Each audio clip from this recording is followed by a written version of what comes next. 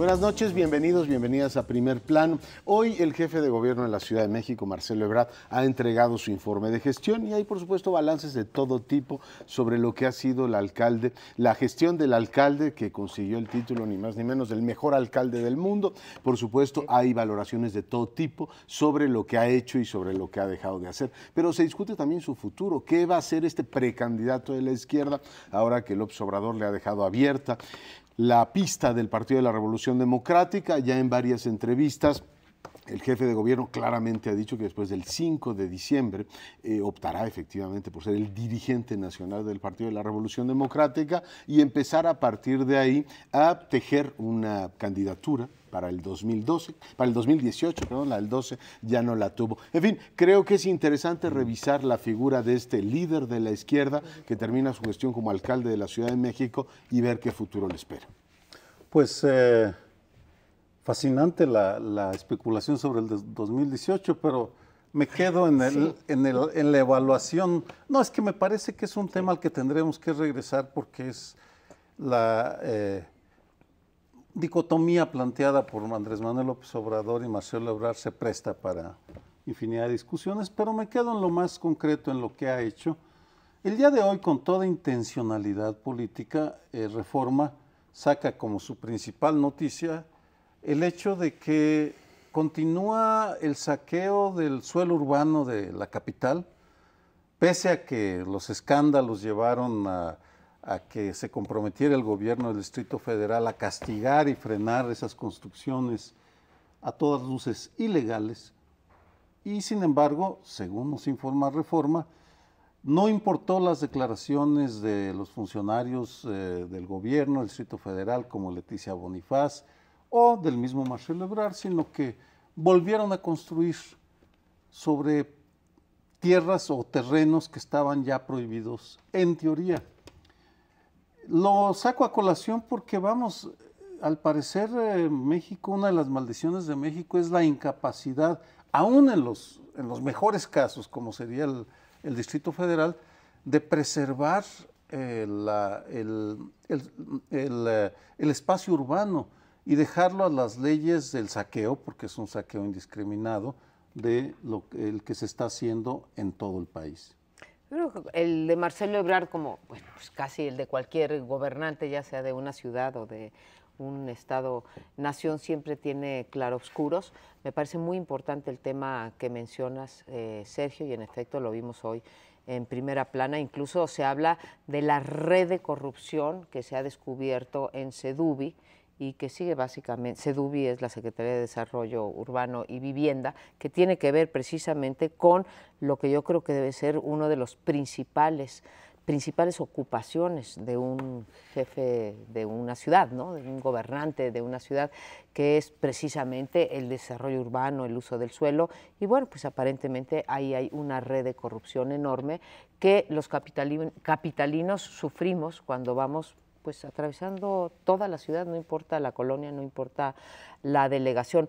Creo que en otros aspectos, bueno, me parece que descuidó toda esa parte Marcelo Ebrard, y ahí habría que sí investigar dónde están la red de intereses entre los desarrolladores famosos y los integrantes del gobierno capitalino.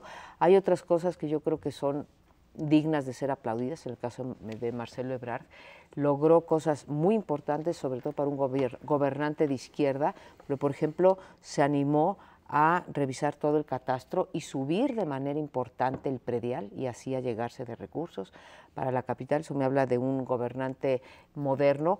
Creo que hizo avances importantes en materia de seguridad, cuando menos no permitió que se deteriorara más la ciudad.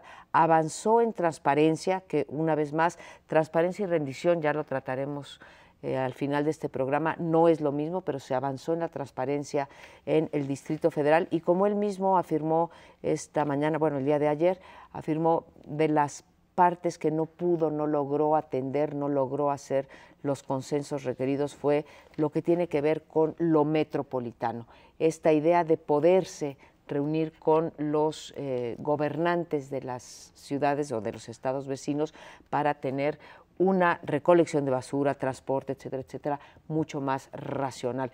Creo que su peor punto fue el de las construcciones y el deterioro tan tremendo que ha sufrido la ciudad. Pasamos, se elevó en 50 minutos el tiempo de tránsito que tenemos los capitalinos durante la gestión de Marcelo Ebrard.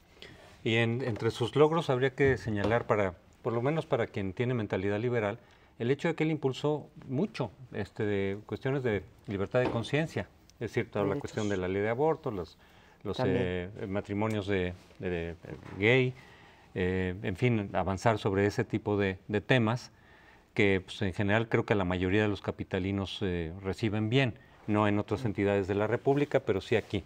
Y desde luego que hay muchas cosas que criticar en este gobierno, por supuesto. En materia de corrupción, tampoco los gobiernos del PRD se han distinguido, como no lo hicieron tampoco los del PAN, y entonces en ese sentido pues seguimos más o menos en las mismas, pero hablaremos de eso después.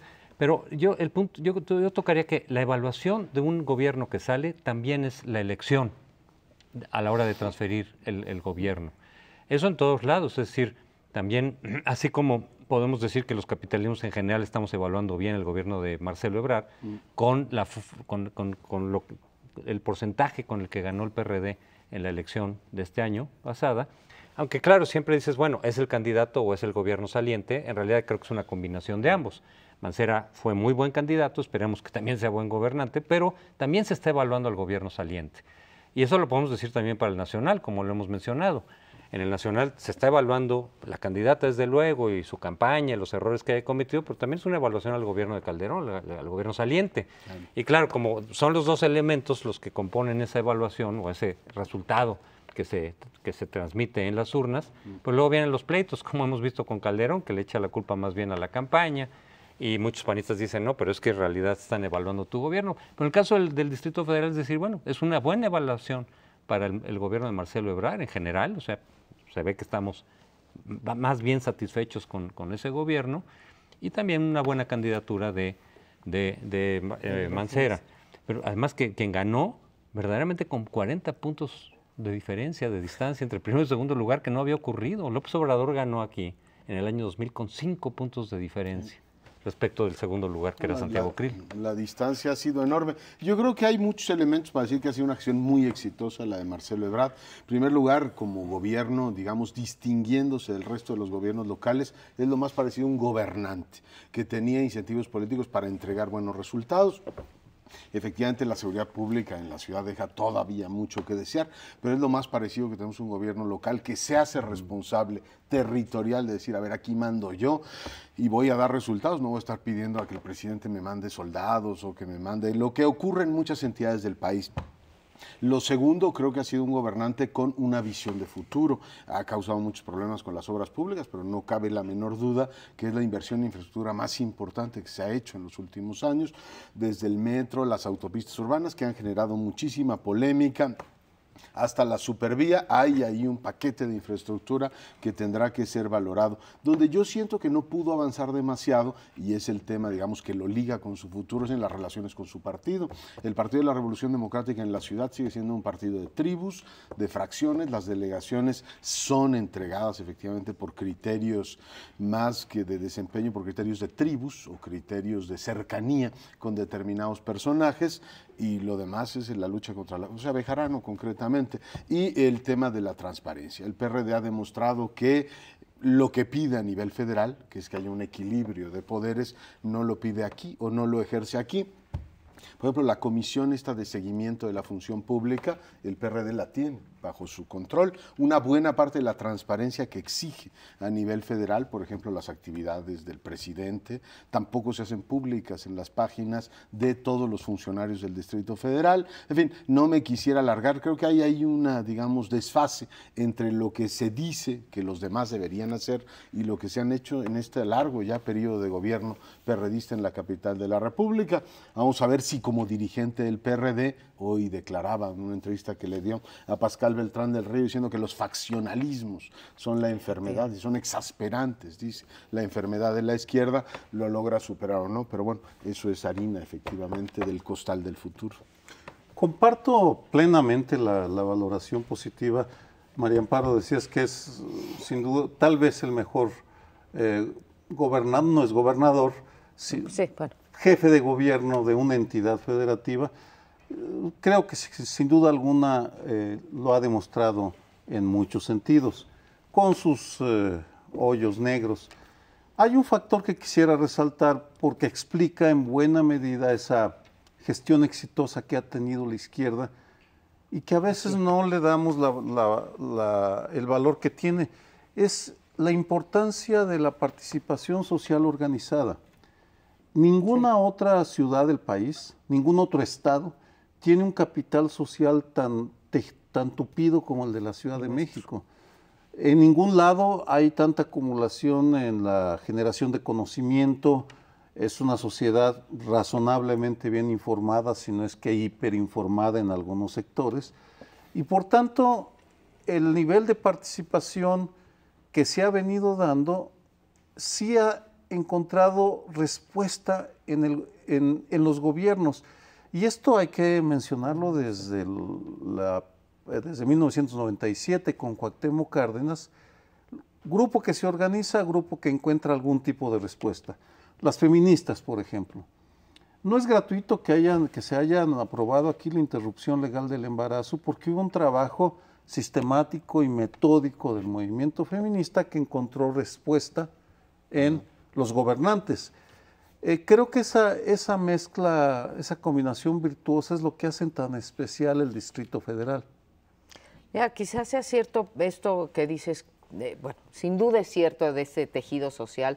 Somos una sociedad más participativa, los capitalinos, y hemos ido sabiendo abrir cauces y desde luego hay que reconocer que en Marcelo Ebrard y en otras instancias del gobierno del Distrito Federal ha habido apertura para esto. Pero sí hay una frustración, yo diría, por parte de los propios capitalinos. Por un lado, lo que tú mencionabas, ahí está la infraestructura, ya tendremos tiempo, decías tú, Leonardo, de evaluarla, y el tema que volviste a sacar a colación del desarrollo urbano. Sí, ahí están las vías, pero la justicia, y creo que Mancera está tomando en sus discursos después de haber sido electo precisamente aquellos puntos en los que Marcelo Ebrard y su gobierno dejaron que desear. La relación con los desarrolladores urbanos, que sí hay que revisarla, porque sí hay una red de corrupción muy fuerte en ese sentido. Seguir dándole a la seguridad, y la otra cuestión que es cómo hacer que las delegaciones en esta entidad federativa, o en el Distrito Federal, no es entidad federativa, no se ha logrado hacer ni la coordinación metropolitana que el propio Marcelo Ebrard reconoce, y el otro problema que está poniendo en la palestra Mancera, que es cómo hacemos para que las delegaciones funcionen en un mismo sentido, por ejemplo, en materia, otra vez, de seguridad. Los municipios tienen sus policías municipales, las delegaciones no las tienen. No estoy proponiendo que las tengan que tener, pero ahí hay un trabajo fuerte que hacer de coordinación en la ciudad. Ahora, en rendición de cuentas sí estamos en pañales, aquí como en el resto de las entidades federativas. Bueno, creo que el balance en general del gobierno de Marcelo es positivo, con todo lo que se ha dicho en sentido contrario, pero es positivo, y por eso viene la pregunta, ¿cuál es su futuro político? Retomamos eso, desde luego hablaremos mucho sobre eso más adelante, pero efectivamente la pregunta es ¿cuál es su futuro? Y yo no le veo muy promisorio, precisamente porque yo no veo que de esta división de la que hablábamos la semana pasada y que tocaremos también en sus momentos más adelante, en otros programas, vaya a salir bien. Yo sí veo como que eso va a generar una nueva fracturación de la izquierda. Yo creo que se está invirtiendo el proceso de unificación que se inició desde la reforma política de López Portillo y que culminó en la creación del PRD, y que tuvo el PRD oportunidades reales de alcanzar el poder. Yo creo que la tuvo en el 2006, que la había en general las condiciones para lograrla en el 2012, pero ante la fragmentación que se ve ahí, pues el papel de Marcelo no está muy claro. Desde luego irá a buscar la dirigencia del PRD, pero el poder de ahí, crear una candidatura única, como él mismo ha dicho, que decir, no vamos divididos, es suicidio político. Yo veo muy difícil que se logre, estamos especulando a 6 años, claro, una candidatura única de la izquierda. Muy bien, pues ya estaremos analizando eso y otros temas. Hacemos una pausa, volvemos en un instante. Hablaremos sobre el incidente de Tres Marías, que creo todos ustedes conocen. Yo quisiera tomarlo desde un ángulo diferente, porque son raros los ataques directos del crimen organizado a funcionarios del gobierno de Estados Unidos. El más famoso fue en febrero del 85, cuando un agente de la DEA, Enrique Camarena, fue secuestrado, torturado y ejecutado, y fue uno de los factores importantes para tras la desaparición de la Dirección Federal de Seguridad. A manera de ejercicio intelectual propongo o sostengo que lo que sucedió en Tres Marías toca la línea de flotación de la estrategia de Estados Unidos en materia de seguridad en México. Lo explico brevemente.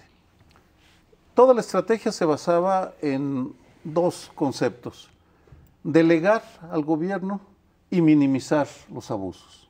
Washington delegó en el gobierno de México que aplicara la estrategia que Washington diseñó, porque el gobierno mexicano estaba en control del país. Y Washington completaba eso minimizando las barbaridades que se cometían en la implementación de la seguridad. Por ejemplo, la corrupción que se da desde un inicio entre políticos y narcotraficantes. Tres Marías lo que demuestra es que ese arreglo ya tiene poca funcionalidad, porque es imposible que el gobierno de Estados Unidos no reaccione, y al reaccionar va a poner en evidencia la corrupción que parece aqueja a la Policía Federal, la Shura, el aparato de seguridad más acabado del panismo, porque ahí sí es el único aparato de seguridad cuya paternidad es del PAN. Se inicia con Fox y estamos ahora con Felipe Calderón. Y al revisar ese papel, forzosamente tampoco va a poder ya minimizar el costo humano que está teniendo, las barbaridades que se están cometiendo en materia de abusos a los derechos humanos. No sé, por supuesto, cuánto tiempo vaya a llevar, pero de entrada sí estoy seguro de que están haciendo una investigación, y el Universal y la Jornada han estado sacando notas al respecto, de que están haciendo una investigación extraordinariamente minuciosa, y que, por cierto, la hace el FBI, un organismo que por ley no puede operar fuera de Estados Unidos. Vamos, legalmente no tendría que ser el FBI el que está haciendo la investigación, pero esa es una de las paradojas que tal vez tendría que investigar el Congreso mexicano. A menos que en el, digamos, diseño del perímetro de seguridad de América del Norte ya estemos en el ámbito de acción del FBI, que cabe la posibilidad de que algo así ocurra, porque hay un montón de cosas que no necesariamente, digamos, son públicas y que después nos enteramos por Wikileaks. Me quedo con una gran duda. Si efectivamente el gobierno de los Estados Unidos en esta estrategia ha tenido un trato privilegiado con la Marina Armada de México, recordar que el que iba en el vehículo con los dos funcionarios americanos era un capitán, creo que de navío, de fragata de la Armada de México, y el resto de los cuerpos de seguridad no le inspiran confianza, pienso en el Ejército, pienso en la Policía Federal, es una forma de relacionarse que no sé si el próximo gobierno tolerará, dirá, oiga, tenemos que entendernos aquí en el plano en el gran entendimiento político, y no es de yo confío más en usted, José Antonio Crespo, que en Sergio Aguayo o en María Amparo Casar. Es decir, no es un asunto de relaciones personales entre corporaciones, porque te lleva eso a, digamos, desviaciones tremendamente preocupantes. Sigo preguntándome qué es lo que ocurrió ahí, porque hoy dio a conocer la comisionada de la Policía Federal Preventiva que han interrogado a 50 policías federales. Yo me pregunto si por un incidente de un secuestro, ya también, digamos, se ha dado información sobre esto,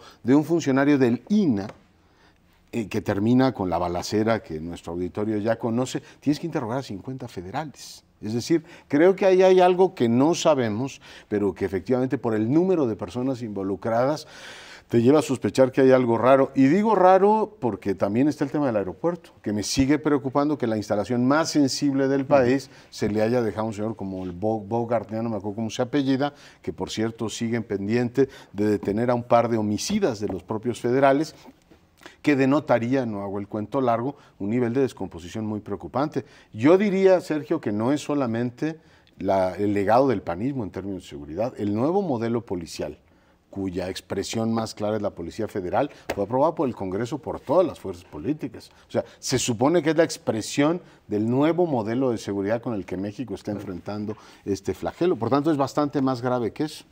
A mí me quedan todavía más dudas que las que expresas, no solamente sobre qué ocurrió en Tres Marías y cuál es la vinculación con el secuestro del funcionario del INAH, finalmente cuántos policías están involucrados, fue por accidente, no fue por accidente, querían agarrar a los dos integrantes los dos que iban en la camioneta y de nacionalidad norteamericana, pero tampoco me queda claro, Sergio, lo que nos propones en términos de explicarnos qué era lo que ocurría en el pasado. Dices tú, una política de seguridad diseñada en Estados Unidos, delegada a México, y con la tranquilidad de los norteamericanos dices que México estaba en control, lo hacía bien salvo los casos.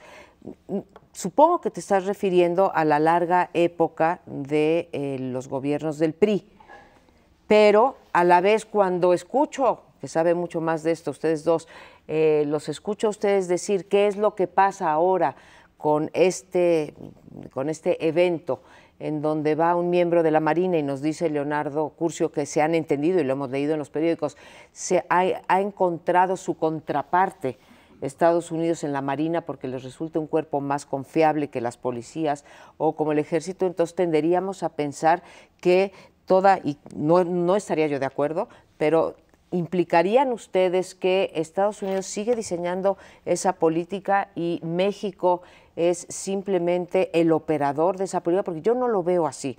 Yo lo que veo es que Felipe Calderón como presidente se encuentra una situación, decide enfrentarla de una manera, diseña una estrategia que ha sido muy criticada, pero insisto, nadie ha sido capaz de poner una alternativa y se va desplegando esa estrategia con sus errores y aciertos, con los saldos que son terribles en términos de 50,000 muertos, pero no veo que Estados Unidos, digamos, sea el responsable de ese diseño.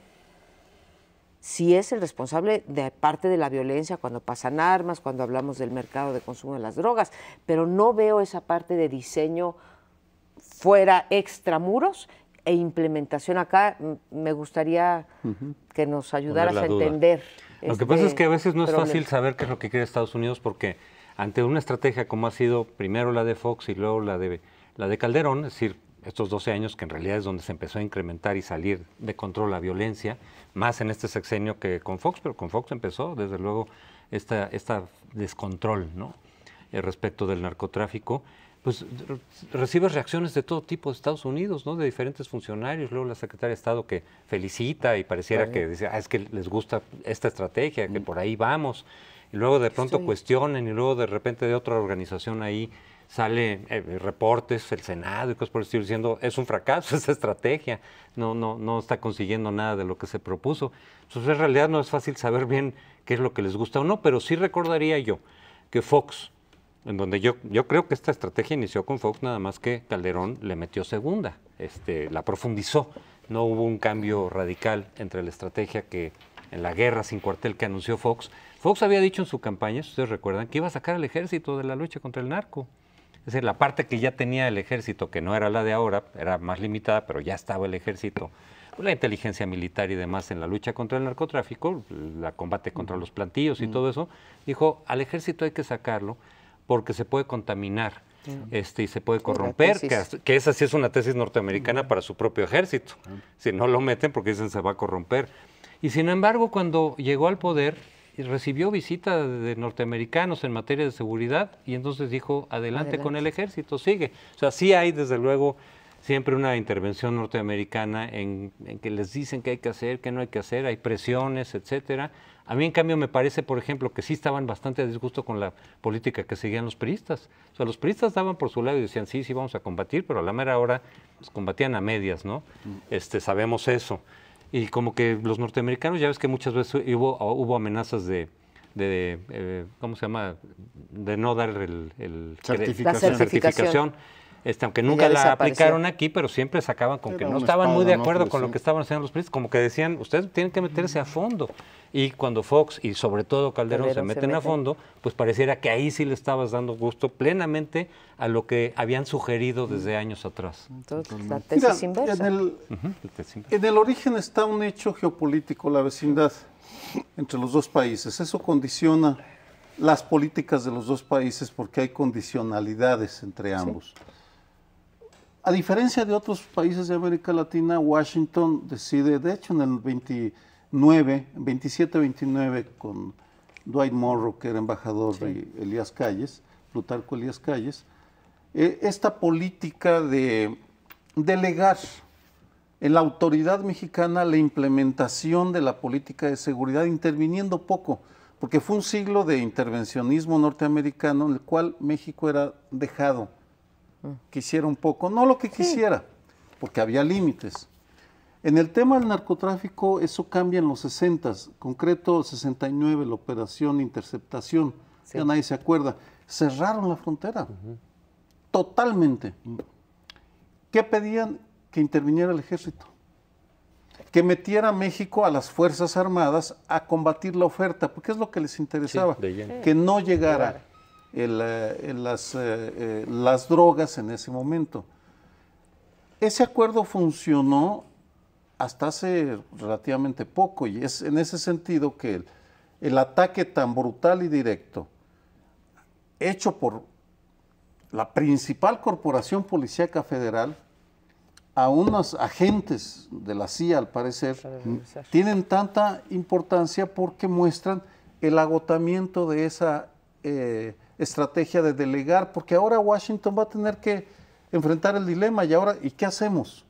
Mientras se descompone, tú hablabas de la degradación, comparto. ¿Qué hacemos con la degradación del aparato de seguridad? ¿Intervenimos más? ¿Cómo lo hacemos? Porque lo que no ha cambiado es la estrategia. Eso se mantiene absolutamente idéntica. La vamos a mexicanizar, Enrique Peña Nieto la va a mexicanizar, en el sentido de tener sus propios parámetros, no lo sé, pero es un asunto demasiado grave como para que pueda ser hecho a un lado de manera sencilla, a eso me refería. No, yo creo que es gravísimo. Y el tema central es si la Policía Federal se descompone y el efecto va a ser mandemos nuevamente militares para que den la suplencia de los 30 y tantos mil federales que hoy tenemos, pues es el cuento de nunca acabar. Creo que estamos ante un problema muy serio. Han matado a 2 diputados electos, diputados locales electos en Estado de México y en Sonora, y ayer aparecieron 17 muertos en la frontera entre Michoacán y Jalisco. Por consiguiente, no parece que el tema vaya a ser algo que el próximo gobierno pueda dejar de lado. Hace falta respuestas claras de en qué sentido se va a mover. ¿Y cómo se descompone si no se ha recompuesto todavía? O sea, es que estamos... Pues sí. ¿Nos vamos? Hace falta un recomponedor que no sabemos si está aquí o está en Washington. Por cierto, el águila el sello del Comando Norte es un águila cuya cola cubre el territorio mexicano. Regresamos en unos segundos, no se vaya. Pues vamos ahora a temas más del orden nacional, no por eso más importantes, Sergio, pero se discute ahora una reforma en la Cámara de Diputados con carácter de preferente, tendrá que estar lista el día votada y todo el día 1 de octubre o el día 30 de septiembre, vamos a ver cómo interpretan nuestros diputados. Se trata de la reforma laboral y yo quiero poner sobre la mesa esta idea de que la reforma laboral, como muy pocas otras iniciativas antes en la historia reciente del país, no solamente va a ser de muchas consecuencias económicas para el mundo laboral, obviamente, sino también de muchas consecuencias políticas. Digamos, condensa una cantidad de rasgos del sistema político mexicano y del sistema económico mexicano que la hacen particularmente importante. Creo que va a poner a prueba a el presidente electo, va a poner a prueba a las fracciones parlamentarias, va a ser muy reveladora en términos de las alianzas que se van a, o lo que prefigure en términos de las alianzas que se pueden dar en el poder legislativo. Nos va a hablar, por ejemplo, de si se va a mantener esto que anunciaron con bombo y platillo el PRD, el PT y el Movimiento Ciudadano, de que van a constituir un frente legislativo de las izquierdas, y nos va a hablar también de si el Partido Revolución Institucional, que ahora será el partido con la minoría más grande o el grupo mayor dentro del Congreso, se puede mantener disciplinado a pesar de su brazo corporativo, que es muy importante al interior de la Cámara de Diputados, donde hay pues líderes de centrales muy importantes y que, como dijo Gamboa Pascoe, el líder de la CTM en días pasados, el jueves, con una declaración muy fuerte con respecto al presidente, donde dice: oiga, señor presidente, le manda a decir a través de Osorio Chong,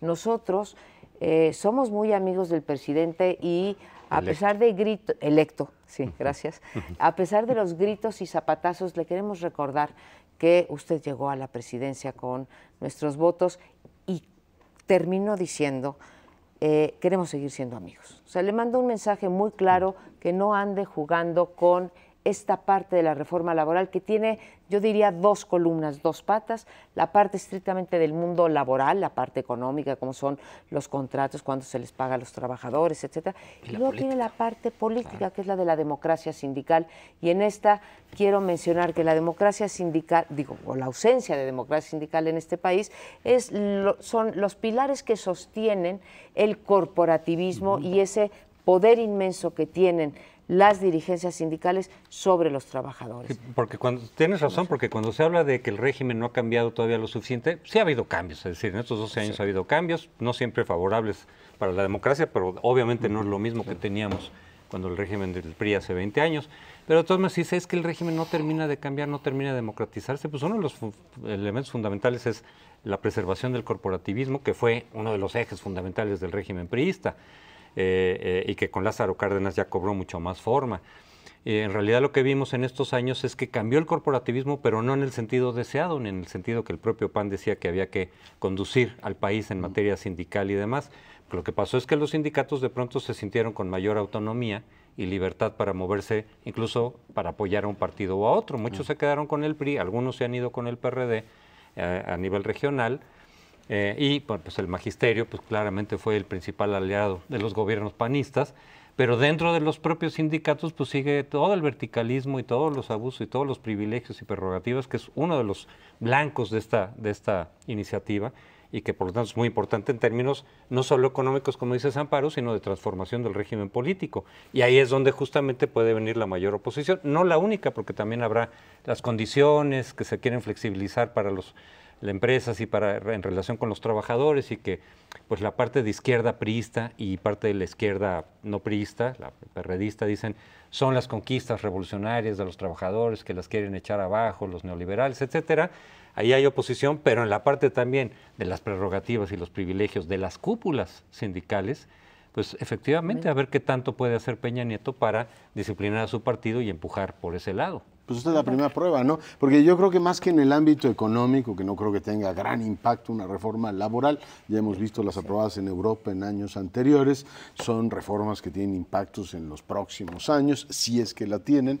Yo creo que es un gesto político, ¿no? Es decir, ¿puede o no puede, uno, el PRI cumplir ante la comunidad empresarial nacional e internacional que sí tiene una agenda de reformas, que sí tiene ganas de transformar este país, o mandar el mensaje de que este país sigue en la inercia? Se los ha dicho Gurría por activa, pasiva y media, se los ha dicho el Consejo Coordinador Empresarial, y se dice mucho de las comunidades empresariales externas. ¿Tiene realmente Enrique Peña Nieto, el PRI actual, voluntad de seguir con las transformaciones económicas, pensando en los gobiernos tecnocráticos de Salinas y Zedillo, o es un PRI que va a jugar más a mantener el equilibrio, el statu quo, no tocar a las, digamos, centrales sindicales o a los poderes que están claramente establecidos en el Poder Legislativo y que gozan de una enorme capacidad de influencia en las decisiones periodistas? Yo creo que eso es lo que está en juego. Lo que está en juego es si efectivamente Peña manda ese mensaje de que puede que él tiene la fuerza suficiente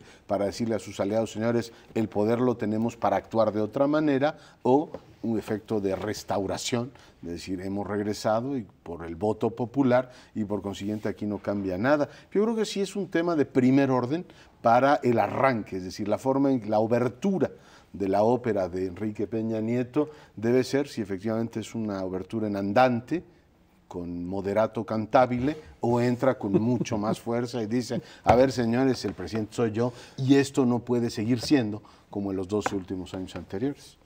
Sí. Vamos, qué curiosa puede ser la historia. Y en este caso hay dos ángulos que simplemente los menciono. El primero, que el PAN hace ahora lo que debió haber iniciado hace 12 años. ¿Por qué? Sí, a los 4 meses de que se vaya Felipe Calderón, manda esta iniciativa que chilladora sería, que con chanfle, porque le mete el tema de la transparencia y la rendición de cuentas de los liderazgos sindicales. De eso estamos hablando. De eso estamos hablando. Ese es el tema que va a sacudir a Peña Nieto, al PRI, y que nos va a meter en una discusión los próximos meses. En segundo lugar, la otra paradoja es que, curiosamente, fueron los mismos sindicatos los que metieron ese tema por la manera como actuaron, y me refiero en concreto al caso del Bester Gordillo. Si ella se hubiera quedado calladita en su sindicato sin salirse como Romero Deschamps lo ha hecho, porque él se ha mantenido callado en el sindicato de Pemex sin hablar, casi no declara. El Bester Gordillo, por el contrario, cuando llega en el 89, pone como objetivo ampliar su base de poder y lo dice, y se pone a negociar con Vicente Fox, y se hace gran amiga de Vicente y de Marta Sagún, y se hacen comadres simbólicas, bueno, no tan simbólicas, porque parece haber apadrinado al hijo de Marta Sagún, que ahora es diputado por el PANAL. Y fue tan ofensivo esa acumulación de poder salvaje que hizo el Bester y el sindicato, que metió el tema en la agenda nacional. Vamos, el tema de los abusos era materia de especialistas, pero no estaba en la agenda nacional. O sea, que fue tan pornográfico que no hubo más remedio que tomarlo. Bueno, que verlo. Explotó y se empieza a organizar, la agarran algunos medios como agenda, como tema de su cobertura editorial, y se organizan grupos mexicanos primero, que encabeza Claudio X González, por ejemplo, toman eso como una causa, sagrada, una cruzada, el tema de la educación. Fascinante.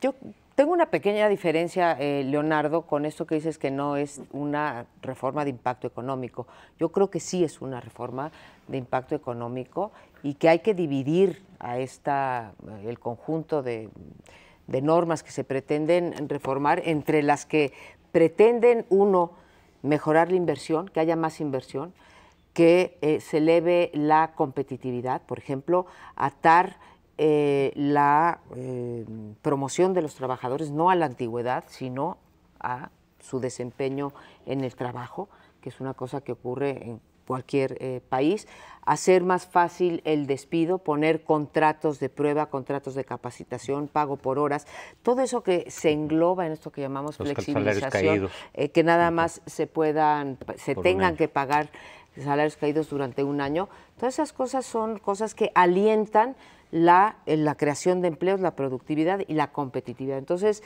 si llegara a pasar esta reforma, que se parece mucho además a la iniciativa de reforma del PRI, también en la parte económico-laboral, sí sería de mucho impacto. Es una reforma de estas que llamamos estructurales. La otra parte, en efecto, es la política, y aquí sí es muy impresionante y vienen las paradojas de la izquierda en México, y por lo cual muchas veces se dice que la izquierda en México es muy poco democrática, no solamente cuando vemos su vida interna en los partidos, en donde vemos este clientelismo, este reparto de cuotas, este tribalismo, el uso del dinero, etcétera, sino también que no son los promotores, por ejemplo, de la democracia sindical. Si hay algún sector organizado de la sociedad que ha pasado incólume por toda la transición política de este país son los sindicatos, en donde se siguen manteniendo unas prácticas, tanto los autodenominados sindicalistas independientes como los oficiales o charros, se siguen manteniendo con unas prácticas de opacidad, de discrecionalidad en el uso de los recursos públicos y de pasar por encima de los intereses de los trabajadores, que es de los pocos, y la izquierda no lo apoya. Al contrario, son sus principales detractores. Lo cual es una paradoja, porque yo sí recuerdo que la izquierda, pero la izquierda revolucionaria, marxista, pues parte de sus planteamientos eran en contra de los líderes charros y de toda la cuestión en los 70. Lo que pasa es que cuando se incorpora luego el PRI con la fractura del 87 y alimenta la mayor parte de la izquierda perredista, y van de pronto muchos sindicatos para allá también, o esta idea de que hay que jalar corporaciones, donde el PRI se ha dividido en varios estados, desde luego en el Distrito Federal, parte de esas corporaciones priistas de pronto están en manos de los perredistas, y de pronto entonces asumen ya esta defensa de los antiguos priistas, ¿no? Pero bueno, tenemos que irnos, también seguiremos trabajando en este tema, porque el 1 de octubre tendremos la determinación de los legisladores. Nos queda otro bloque más, quédese con nosotros. Bueno, pero también hay otras iniciativas en el Congreso que se están discutiendo y que son, en principio, muy importantes, que tienen que ver con esa otra parte de la democracia en la que no hemos avanzado, vaya, ni siquiera un poco. En lo electoral hay mucha controversia, pero a final de cuentas, lo que tiene que ver con el acceso al poder, pues se ha avanzado mucho en los últimos 20 años, con tropiezos, con dudas, etcétera, pero se ha avanzado. Pero la otra parte de la democracia, que es el desempeño del poder, que tiene que ver con transparencia y con rendición de cuentas, pues hemos avanzado muy poco. Es cierto que hemos avanzado en estos últimos años en transparencia, ¿no? La creación de la ley de transparencia, el propio IFAI, ha sido avances importantes, pero nos hemos quedado ahí, y varias veces hemos dicho aquí que de pronto nos enteramos más de muchos escándalos de corrupción, que antes era más difícil de enterarse, pero de pronto se queda eso en escándalo. Y si acaso una sanción moral de la opinión pública, pero que no se traduce en rendición de cuentas, no se traduce en aplicación de la ley, y por lo tanto la corrupción pues en realidad ha seguido, e incluso podemos decir que ya no es monopolio del PRI, sino que se ha extendido también a gobiernos de otros partidos. Entonces hay dos iniciativas interesantes que tienen muchas cosas. Los expertos están discutiendo qué tanto se puede avanzar o no.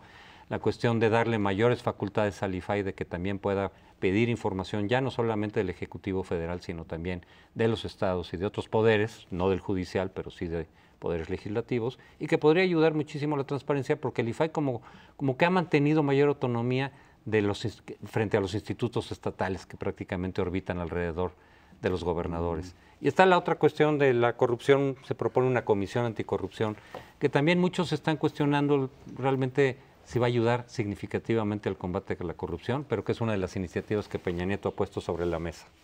Creo que en materia de transparencia los avances han sido notables, y tanto la iniciativa de Peña Nieto, que en realidad es la iniciativa que introdujeron los priistas, Peña Nieto todavía no puede introducir iniciativas, como la de ley contabilidad gubernamental, que fue la segunda iniciativa preferente que mandó Felipe Calderón, juntas hacen un avance más, insisto, no en rendición de cuentas, sino en acceso a la información. Hay restricciones, porque pues, si tienes que informar lo que estás haciendo, puede venir la sanción.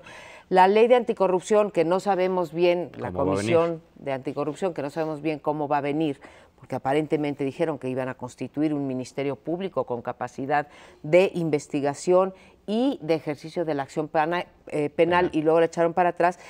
Si se lograra hacer la pinza entre estas dos, avanzaríamos simultáneamente en información y rendición de cuentas. El problema con los avances, ahí sí yo diría muy importantes, sobre todo a nivel federal en materia de transparencia, es que se han quedado truncos porque la pinza con la rendición de cuentas no se ha dado.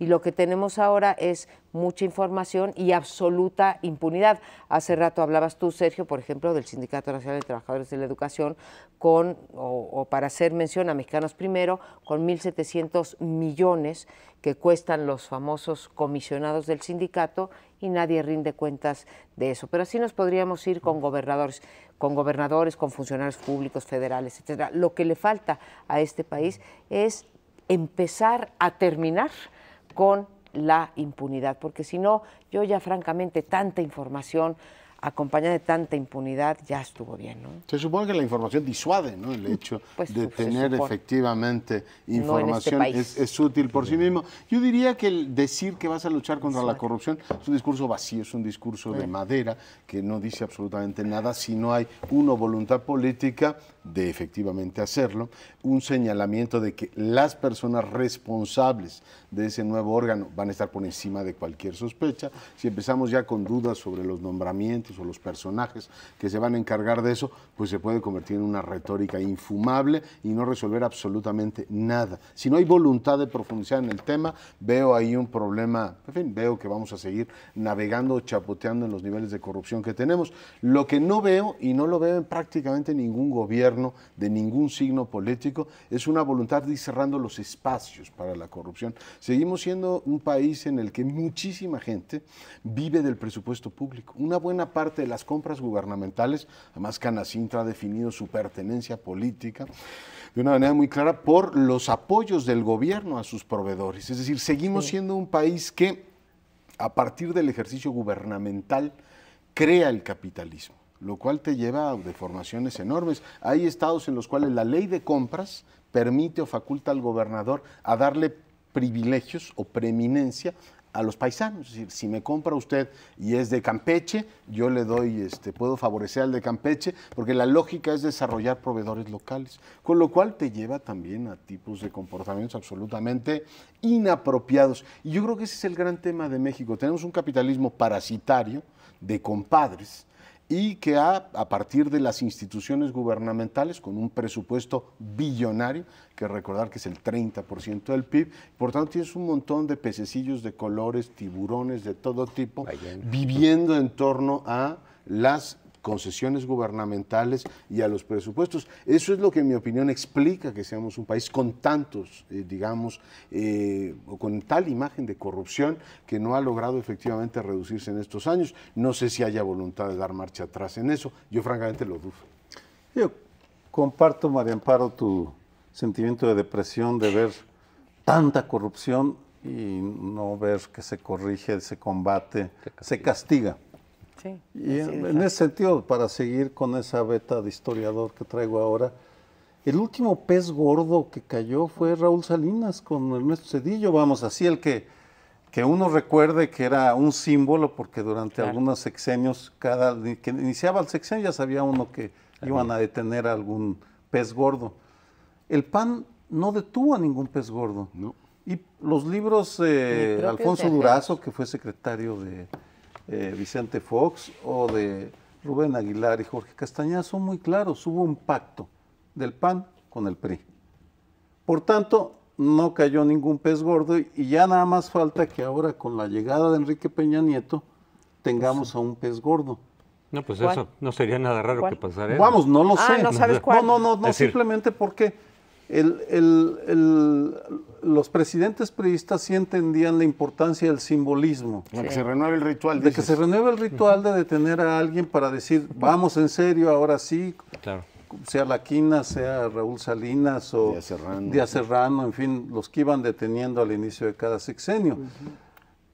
Porque sería una de las formas de darle credibilidad a esa prédica anticorrupción de Enrique Peña Nieto, porque se necesita un gran esfuerzo de optimismo y de imaginación, de creerles cuando vamos, uno observa pues a Romero Deschamps, a Joaquín Gamboa Pascoe, la lista de los corruptos que rodean a Peña Nieto pues es considerable, y a lo mejor nos sorprende el 5 de diciembre deteniendo algún pescadote. Pero aún así es como aventarle a los leones a alguien, ¿no? No, es que sí es estructural. Tiene que ser estructural. Es como dice Leonardo, sí, es para abajo. O sea, es cierto, tiene que ser estructural y tendría que ser algo más sistémico y no solamente seleccionar a alguien efectivamente para calmar las aguas.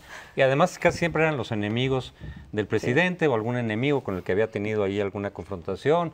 Es decir, el caso de La Quina, pues era que los petroleros se habían de alguna forma puesto del lado de Cuauhtémoc Cárdenas en el 88 y además había habido una confrontación entre Salinas y la propia Quina. Pues, tiene que ser algo estructural, pero no deja de ser paradójico lo que dice Sergio. Sí. Esperábamos que con el PAN, con la bandera democrática y de combate a la impunidad que llevaba desde su nacimiento, pues decíamos, ahora sí va a ser un partido más democrático que va a impulsar la democracia.